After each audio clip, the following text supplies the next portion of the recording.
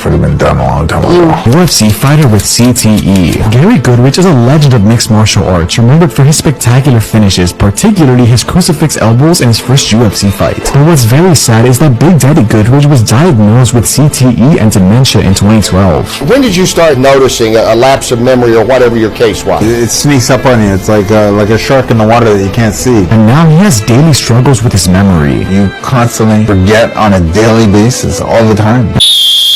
MMA is incredible.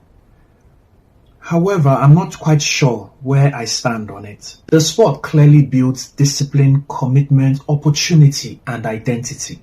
And observing fighters train, you can only imagine the amount of mental and physical discipline a sport like that requires and builds. But here's what's been on my mind lately.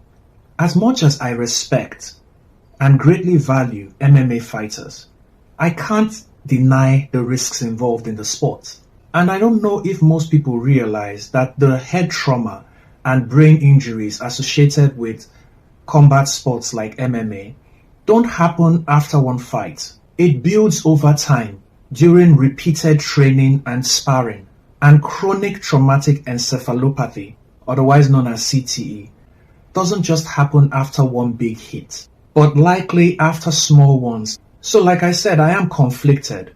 But where do you stand on MMA? Can you love a sport and still question it?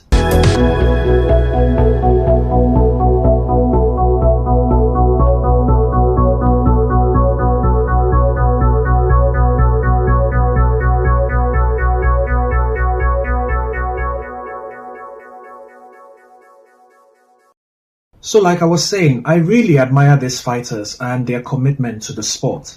But their real life stories outside of the ring make it very complicated. We have Jordan Parsons, who was confirmed to have CTE after his death. And then there's Gary Goodrich, who presently lives with early onset dementia brought about by head trauma. When I hear and read stories like this, it's hard not to pause. It's not that I think the sport is wrong. I just can't ignore the significant health impact it has on the fighters. It's easy to say fighters are not babies, right? They are fully aware of the risks involved with the sports and accept it wholeheartedly. But do they really? So many may not see it as concerning because it's difficult to diagnose CTE whilst the fighter is still alive. And then the culture of the MMA clearly values toughness, which is a powerful thing in itself.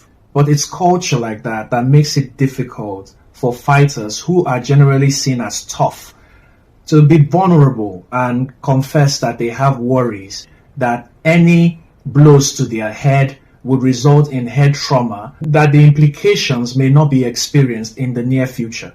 So I wonder if fighters get enough support to make informed decisions.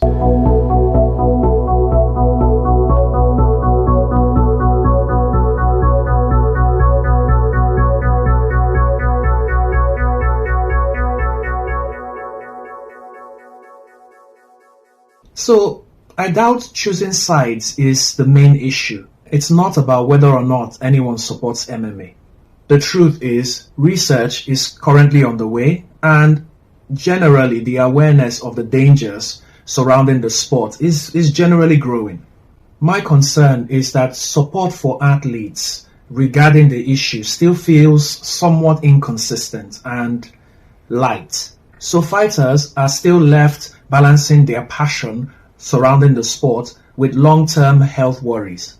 So I will just conclude that it's not really about support for or against the MMA. What is important is that no matter what side of the fence you are on, that we all agree that the athletes are human and not just products for the entertainment industry. There should be a high regard and concern for their health and safety.